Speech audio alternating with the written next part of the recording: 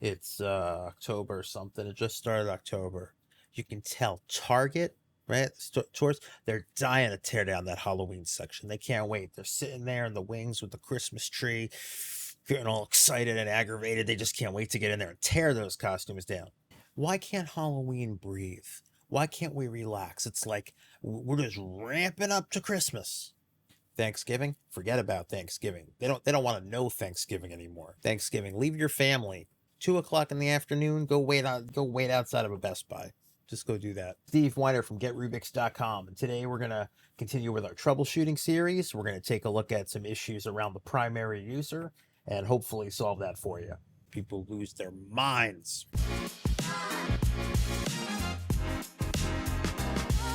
Okay, today I would like to look at the issue around setting the primary user. So just to take a quick look at what we're talking about here.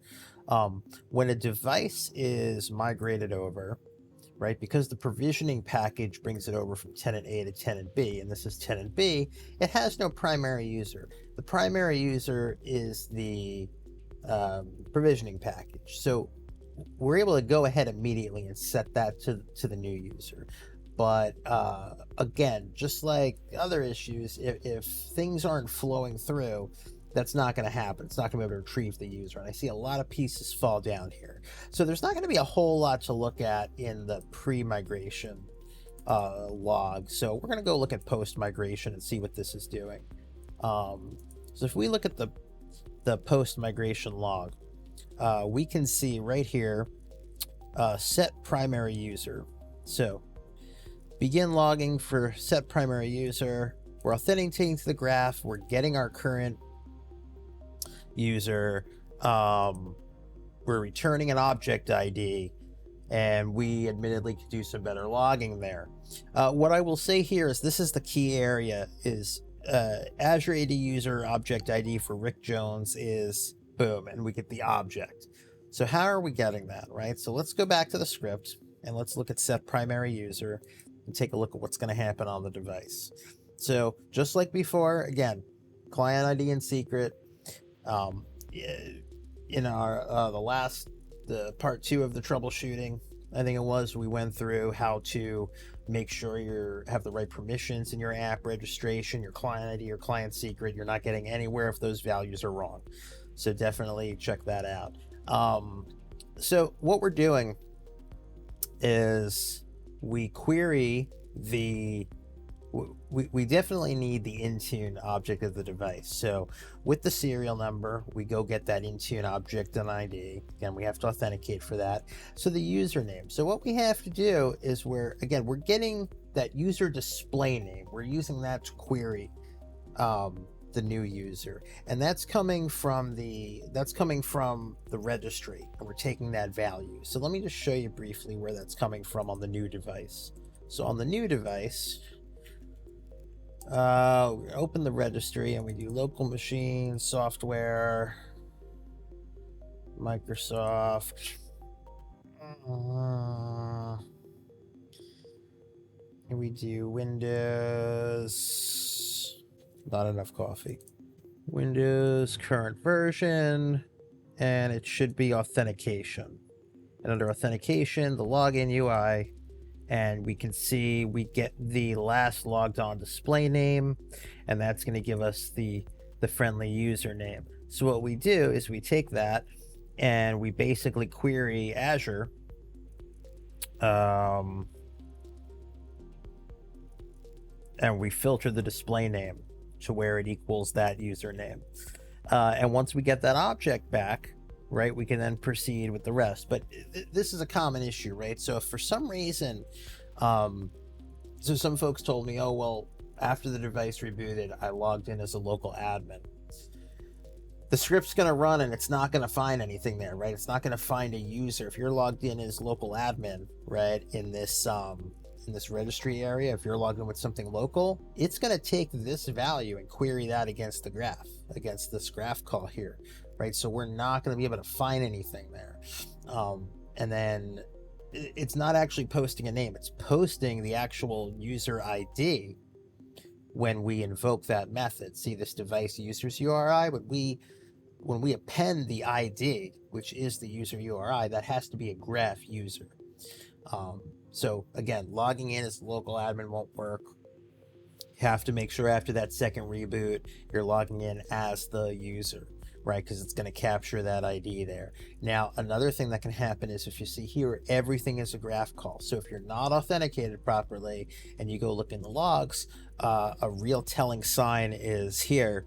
MS Graph authenticated Intune device ID. You'll see right there that object's probably going to be null if you don't have the right permissions. Azure AD user object, that's going to come back null. We need those. So those are two clear indicators that we are not authenticated properly. And then we're just going to end up with basically nothing here in the primary user. This could always be corrected later, but again, it's nice to have as soon as possible, because if you do have user related pieces from Intune and tenant B that are being assigned, you are going to want to have that.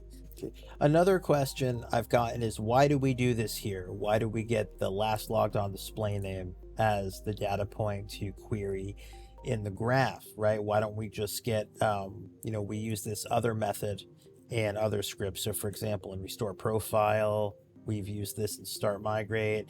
We use this active user piece where we can query the active user and get that.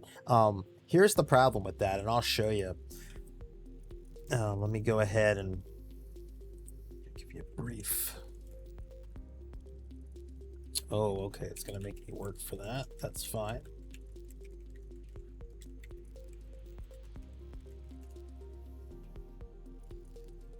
Okay, so I'm going to open up a PowerShell session as I'm going to open that up as the system, just to replicate what we're doing here. Okay, great. So running a system, if I call active username, let's see here, get WMI object, class Win32 computer system, select object, tab it out, username. That should give me that. Active user name. Okay, so, and then of course we can trim that down, right? So we can take active username and we can replace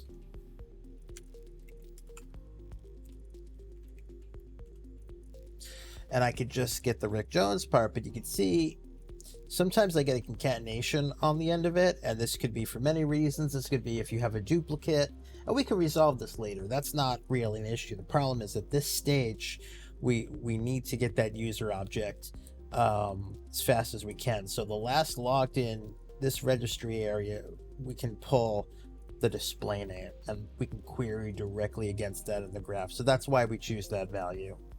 Hope that helped. I know that was giving a lot of people trouble. Tune back. We're going to keep going with this. Also, don't forget, if you do have questions, we are doing the first official Get Rubik's AMA. I'm told that stands for Ask Me Anything. It's going to be Sunday, October 8th at 9 p.m. Eastern. It's going to be live streaming on the YouTube channel. But if you want to participate, join the Discord server through the link in the below here, whatever. I'm still not telling people to like and subscribe and smash buttons. I think that's absolutely ridiculous. We'll see you then.